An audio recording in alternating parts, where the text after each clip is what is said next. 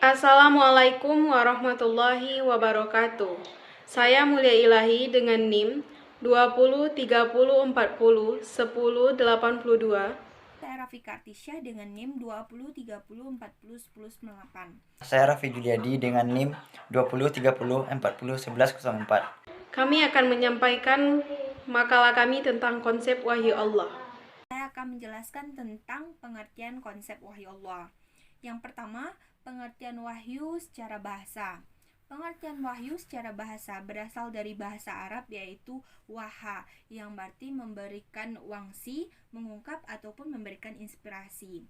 Kata wahyu ini merupakan kata benda yang berasal dari kata kerja awayuni, yang berarti mengungkapkan secara cepat dan tersembunyi. Kemudian, wahyu menurut istilah yaitu perkataan atau kalam Allah yang diturunkan kepada makhluknya melalui perantara malaikat Jibril ataupun secara langsung. Kemudian dijelaskan lagi lebih luas bahwasanya makna wahyu itu meluas menjadi beberapa makna. Di antaranya makna wahyu sebagai makna perintah, yaitu dalilnya bi'anna rabbaka auhalaha. Karena yang demikian itu sudah diperintahkan oleh Tuhanmu kepadanya. Kemudian makna wahyu sebagai isyarah, yaitu terjadi pada kisah Zakaria. Waktu itu Zakaria meminta kepada Allah, "Ya Tuhanku, berilah aku suatu tanda."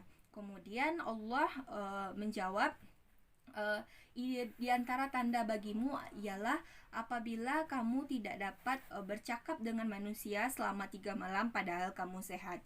Yang ketiga yaitu makna wahyu yang berarti perundingan-perundingan yang jahat dan bersifat rahasia. Allah berfirman dalam Quran surat Al-An'am ayat 121, "Dan janganlah kamu memakan makanan yang halal tapi tidak menyembelih dengan menyebut nama Allah, karena sesungguhnya itu adalah terdapat bisikan setan di dalamnya. Ketika kamu mengikutinya, maka kamu sudah termasuk orang-orang yang syirik." Selanjutnya kita masuk kepada cara turunnya wahyu Allah. Yang pertama, cara wahyu turun kepada malaikat. 1. Jibril menerima secara langsung pendengaran dari Allah Subhanahu wa taala dengan lafalnya yang khusus. Kedua, Jibril menghafalnya dari Lauhil Mahfuz. Ketiga, maknanya disampaikan Jibril, lafalnya lafal Jibril atau lafal Muhammad. Selanjutnya, cara wahyu Allah turun kepada Rasul. Yang pertama caranya, melalui malaikat Jibril. Turunnya wahyu Allah kepada Rasul salah satunya adalah melalui perantara malaikat Jibril.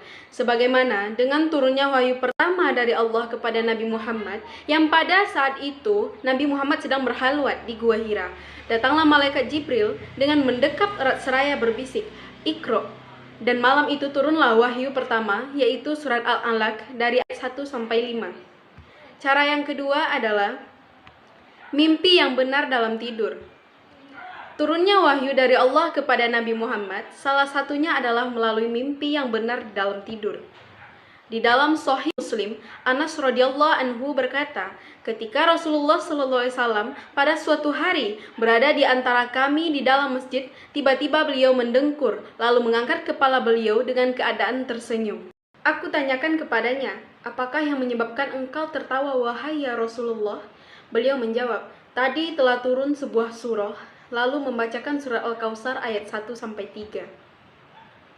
Di antara bentuk yang menunjukkan wahyu turun ketika tidur juga dialami oleh Nabi Ibrahim alaihissalam untuk menyembelih putranya Ismail, sebagaimana yang diungkapkan dalam surat Asy-Syaff ayat 102.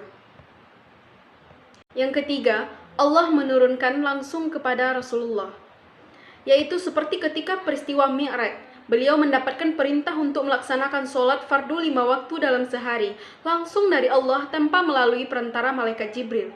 Caranya, menyampaikan wahyu yang demikian juga pernah dialami oleh Nabi Musa ketika pengangkatannya menjadi Rasul, sebagaimana yang dijelaskan dalam surat Toha ayat 11-13. Materi berikutnya yaitu fungsi wahyu. Adapun fungsi wahyu secara langsung yaitu Al-Quran, dan ada juga fungsi wahyu secara tidak langsung yaitu hadis atau as-sunnah. Kedua-duanya memiliki fungsi dan kedudukan yang sama. Kalau Al-Quran dituliskan semasa wahyu diturunkan dan dibukukan pada awal masa Islam, sedangkan hadis atau as-sunnah dibukukan pada abad kedua Hijriah. Fungsi wahyu dalam memahami Islam. Yang pertama sebagai dasar dan pokok ajaran Islam. Yang kedua sebagai sumber informasi bagi manusia. Maksudnya ialah wahyu memberitahukan kepada manusia bagaimana caranya berterima kasih kepada Tuhan yang menyempurnakan akal baik dan buruknya, serta menjelaskan upah dan hukuman terhadap manusia pada hari akhirat nanti.